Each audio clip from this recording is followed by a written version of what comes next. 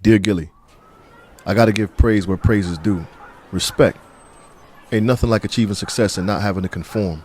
I watch you be you, do you, and not let anyone or anything pull you from that. Fun fact, I've actually taken pride in accepting that where I'm from, I'm the old head now. Because when I think about my OG, he OD'd and left me with OG. Only God. I know our gods may be different, but you ever feel like sometimes the more you pray, the more he gets distant? Ever feel like he don't listen? Ever feel like trading prayers for wishing? I bet I know what you'd wish for. What if I prayed for you to wish for my mom too?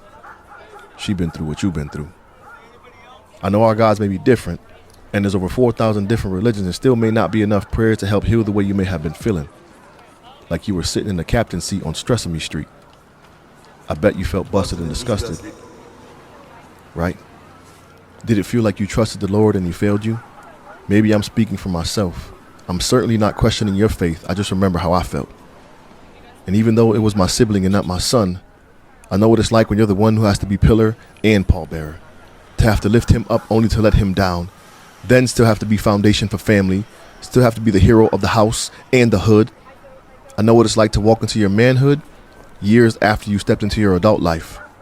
I know what it's like to learn you weren't as much of a man as you thought you were. I know what it's like to have sorrow sitting on your soul so long you can't shake seeing silhouettes of your son when you're asleep.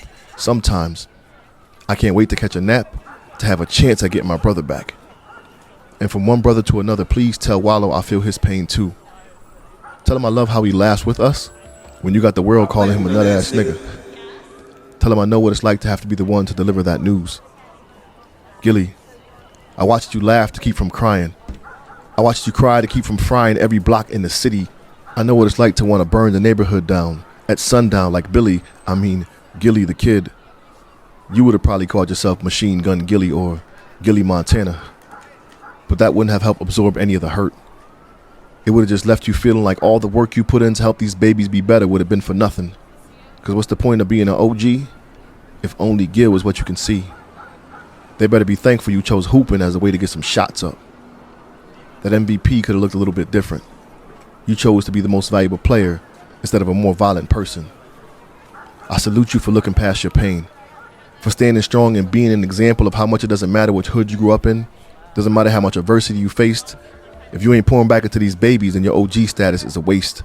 Thank you for showing up even when your glass was damn near empty, Gillie. I'm watching you hurdle this hurt. I know it's heavy. I know because your eyes look like my mama's. I know it may not mean much coming from a man you've never met. But I want to tell you I'm proud of you. I admire your strength and resilience. I see you, and I need you to keep pushing, because it's inspiring us all to do the same. You ain't got to say much. I'm watching how you move, and that's $1 million worth of game in itself.